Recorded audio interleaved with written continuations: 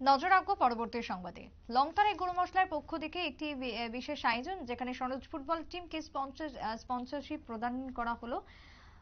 আজকের এই অনুষ্ঠানের মধ্য দিয়ে সরোজ সংঘ ফুটবল টিমকে তারা স্পন্সর করলো।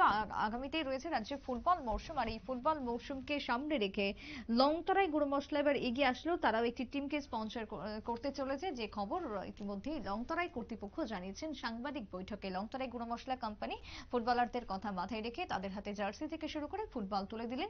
আগামী দিনের ফুটবলকে কেন্দ্র করে, ফুটবল খেলাকে কেন্দ্র করে কি বক্তব্য উঠে এসেছে আয়োজক কর্তৃপক্ষের, শুনুন।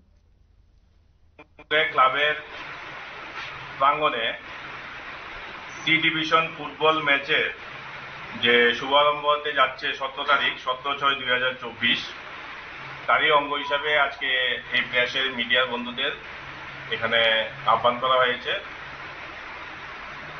এই আহ্বানে সাড়া দিয়ে আপনারা যারা প্রিন্ট মিডিয়া, ইলেকট্রনিক মিডিয়া এবং ওয়েব মিডিয়ার বন্ধুরা এসছেন, সবাইকে লংতরাই পরিবারের পক্ষ থেকে এবং সরোজ সংঘের পক্ষ থেকে আন্তরিক শুভেচ্ছা ও অভিনন্দন জ্ঞাপন করছি যে আপনারা আপনাদের মূল্যবান সময় আমাদেরকে দিয়েছেন।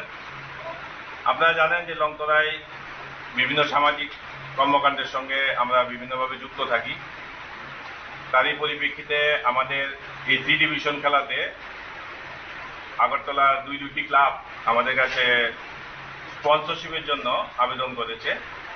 আজকে আমরা এই সরোজ সংঘের ক্লাব প্রাঙ্গণে আজকে সেই স্পন্সরশিপের শুভ সূচনা করছি আমরা। এবং যে 17 তারিখ যে খেলা হবে সরোজ সংঘ বনাম ইকফাই অনুষ্ঠিত হবে।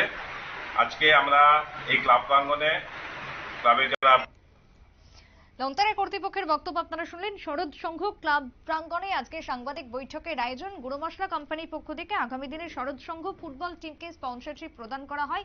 সি ডিভিশন ফুটবল শুরু হতে চলেছে রাজ্যে। ঘরোয়া ফুটবল মরশুমকে কেন্দ্র করে তারা স্পন্সরশিপ প্রদান করলেন আগামী দিনের খেলাকে ঘিরে। ছোট্ট বিরতির পর ফিরে আসবো, সঙ্গে থাকুন।